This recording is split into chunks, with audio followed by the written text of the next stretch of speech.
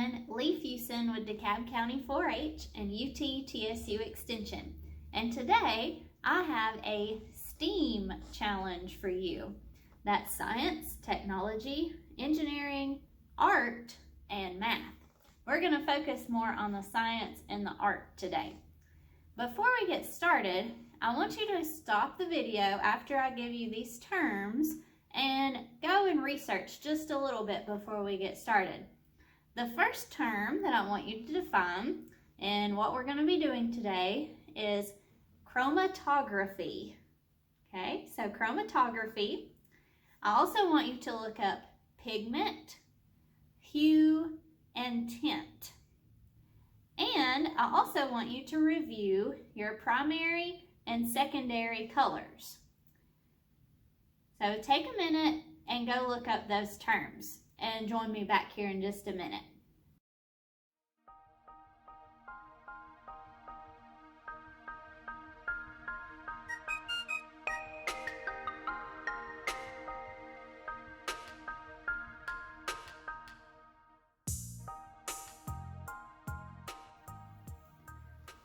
Okay, so most of you are familiar with mixing colors. We mix our primary colors to make secondary colors.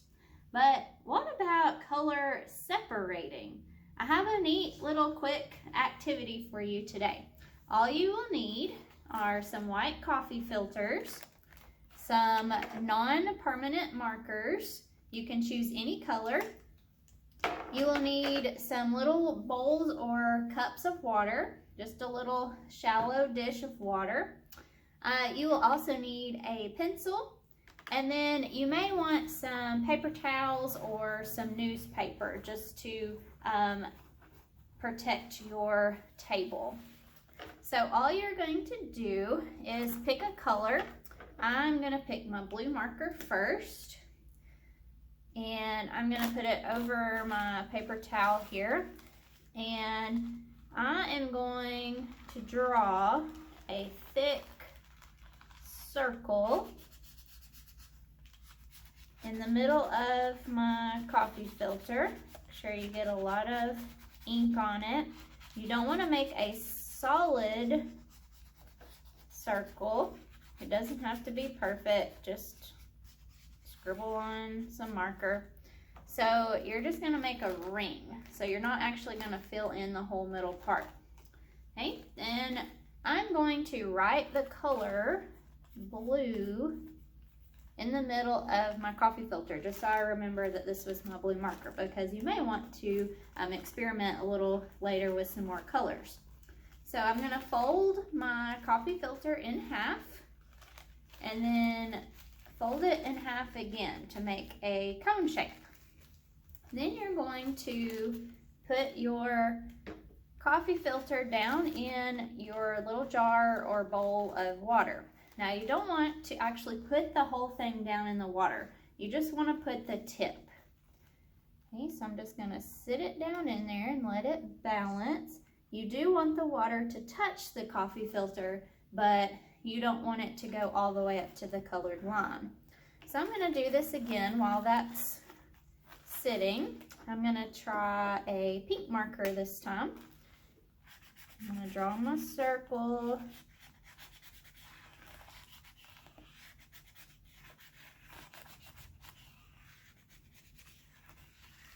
Again, you will want to put something under this because it does bleed through the coffee filter.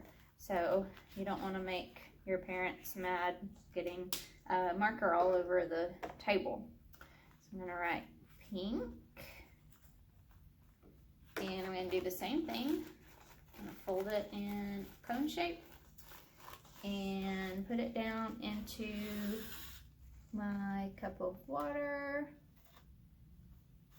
Okay, and then again, you're just going to let it sit. So join me back here in just a minute and I want to show you what this looks like. While you wait for the water to travel to the top of the coffee filter, this would be a great time to make a hypothesis of what colors you will see after this is over. So take a few minutes and write down the colored markers that you used and predict what colors you will see when this is over with. Okay, everybody, I'm back. It did take a few minutes for the water to travel up. I'm gonna say maybe 10 to 15 minutes.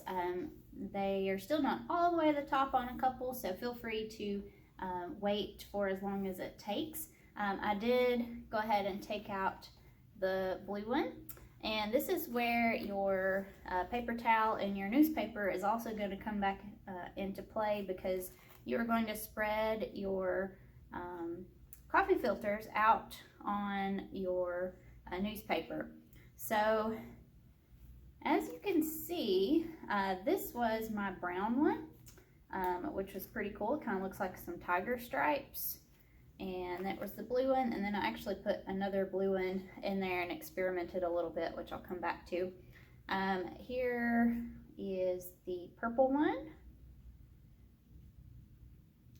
and I'm gonna spread my paper towel out just a little here, so I've got some room to work with.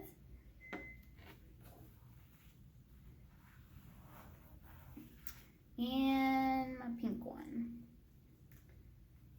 So you can experiment with different colors. Different brand markers will even have different effects. Different colors from different brands. You can try maybe using more than one color on the same coffee filter to see what kind of results you have. And you can go through and find all the different colors that you have. So I actually think I have the most color in the darker colors. The pink one did not turn out as well as the others. So I'm going to let these dry, and then I'm going to come back again and show you something else that you can do with this.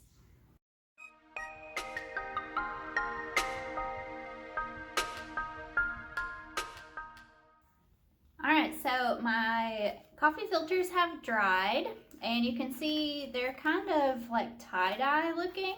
So you can go through and see what colors you have. You can, again, experiment with different colors, different markers, and then if you want that to be the end of your project, then that's great. You've done your chromatography, or you can turn this into a craft project. So you can take your coffee filters and you can make flowers out of them.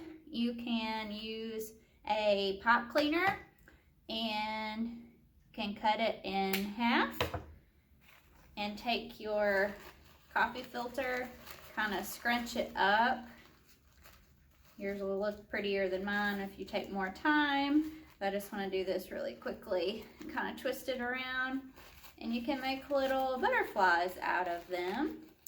And you can experiment. You can put two together, add some different colors, and do some little craft projects with that. So hope you enjoyed this little science and art lesson today. If you do this, feel free to share with us on social media, or send me an email with some pictures and let me know what kind of colors you get and what kind of creations you make.